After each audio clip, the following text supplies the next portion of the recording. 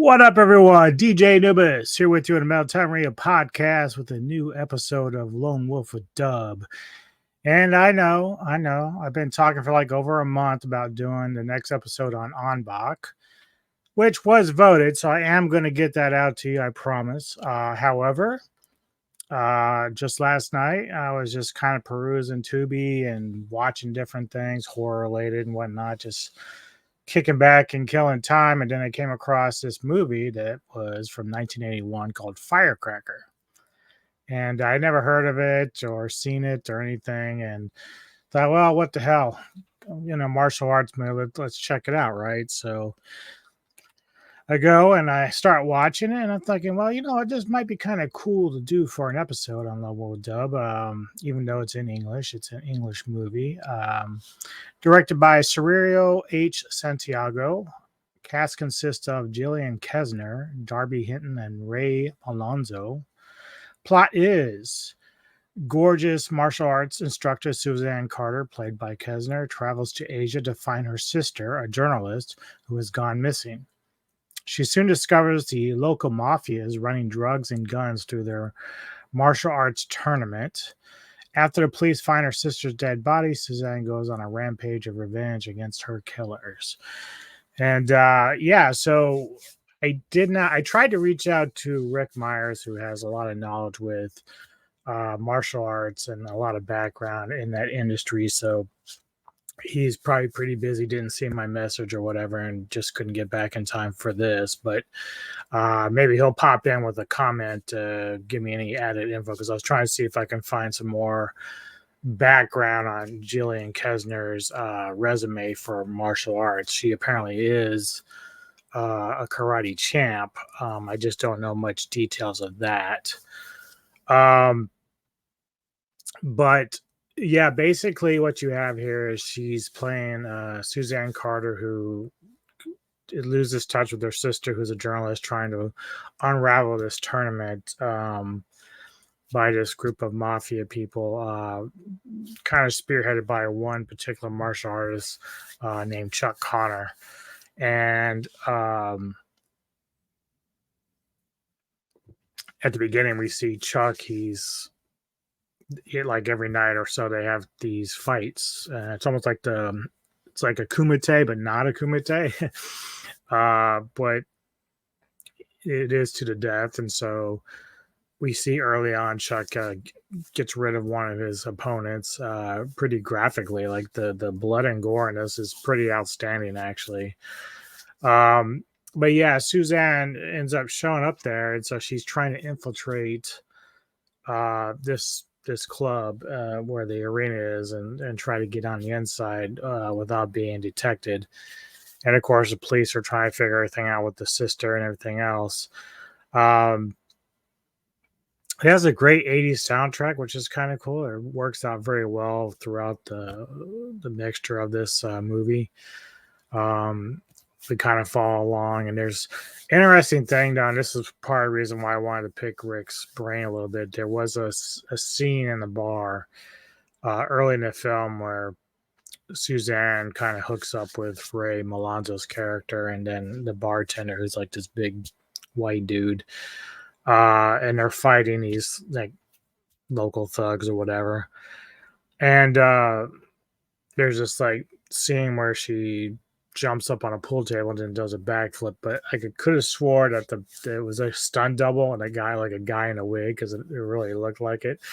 But that's why I was curious about her martial arts background, how much she actually knew. But if she's a karate champ, then it's possible it could have been her, but I could have swore it was somebody different. But she does handle herself. She does know the moves. She does some kicks and some karate chops and shit. And even funnier is there is a moment in the movie where she's basically down, like she's walking down a dark alley or something, and she's in a dress, and then she's being pursued by a couple of guys who are either looking to rape her or kill her or something. So she's fighting her way through these couple dudes and ends up getting disrobed down to her bras and panties. And then sooner or later, like one guy takes like a Sith and like cuts the bra, right? So she just takes it off and just fights the dude like topless, which is a beautiful thing. Great rack. But Jillian is apparently known for a lot of these other movies that she did, which is more like TNA films. She was a model, obviously, when she started, and she ended up marrying a guy named Greg Carver, I think, or Garver. I can't remember the last name specifically, but he did a lot of like horror stuff in the 80s and 90s, so she was kind of either helping out or part of those films, so that kind of explains some of that too. And as you can see, she is quite the looker. uh yeah, funny thing about the 80s and the 90s was really when it came to female martial artists, Cynthia Rothrock was really the only one I really knew about the most. um Obviously there's some other films that I saw like one-offs of, somebody like Kat Sassoon. Uh, Before she passed away, she did a film like Angel Heart, I think it was. And then like just obviously Michelle Yao and them that I saw throughout the 90s with Jackie Chan films and stuff. So, but it was very kind of limited in terms of the female fighters that I was, especially American female fighters. So Cynthia was probably the most well known that I had known back then. Um, the funny thing about this, of course, we went back to the whole gratuitous boob fight. Movie trailers for this film declared this picture to be a first erotic martial arts thriller. So that's how they were dubbing it. There is a UK video version called Naked Fist, which is the alternate title to this. And they're cut for about 3 minutes, 53 seconds for 18 rating. um, I guess they said a TV broadcast has extra scenes to pad out the running time after the cuts of some fighting, gore, and a naked kickboxing. Yeah, so I'm going to show you a little bit of this while I continue on. It's just a little bit of trailer for the film. I don't have no sound with it because I didn't want to interrupt my talking over the review here. But yeah, so you're going to see a little bit of her in this. Some Chuck Connors there. She fights in her underwear quite a bit in this, but she does pretty good job though. I mean, it wasn't too bad. I was actually kind of surprised at how, and apparently this is like one of her more notable films. So like she got a lot of recognition for this outside of some of the other, TNA films that she had done. But yeah, definitely a lot of fun there. It is on Tubi currently if you're interested. Um, there was one interesting thing towards the end of the film. Like, I'm not going to worry about, as far as spoilers, this thing's been out forever. So, uh, so she ends up finding out, like, as she's infiltrating this group, Chuck Connors, the lead badass villain dude, actually takes an interest in her, like, personally, not at first. It's kind of like he's just supposed to kind of feel her out, see if she's legit, trying to join their club or whatever. And he ends up really liking her. They get close, have some sex, really odd sex, but fetish is a fetish, I guess. But then, Suzanne finds out that he's the one responsible for her sister's death. Now, the interesting thing is the final fight in the ring and everything. Uh, she's just out to kill this dude, like, but he's hesitant. There's a couple of times where he could have easily just killed her and finished her off. Like, he was fucking her up pretty good. But because he did care about her and like her, and he was kind of like trying to show remorse for what happened with the sister, she wasn't having any part of it. So her ability to kill him at the end was kind of funny, but I just thought it was kind of weird because it was so misplaced that he was like trying so hard, like to try to spare her because he did care about her, but she's like, "Fuck you! I don't care if I banged you or not. You're dead meat, brother." But yeah, it is. Like I said, she was a karate champ, so when it came to this particular role, her martial arts did come in handy.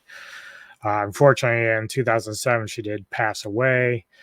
Apparently, it was from a staph infection, but she had leukemia, I guess, too, and her husband had just died a year before from cancer as well. So That's really kind of, how couples sometimes go away when they pass away together in short period of time. But that's too bad. I think she was only like 58 or something like that. Just a couple of tidbits on her. Although she does not appear in the movie, she is one of the women featured on the poster for the original Slumber Party Massacre. So I'll have to go back and see if I can spot her. But she's apparently on the cover poster, but not in the movie. And then in 1986, she received a Gold Scroll for Outstanding Achievement for her performance in Firecracker from the Academy of Science Fiction, Fantasy, and Horror. So, yeah. So, I don't even know where I'd try to rate this. It's very dated, of course.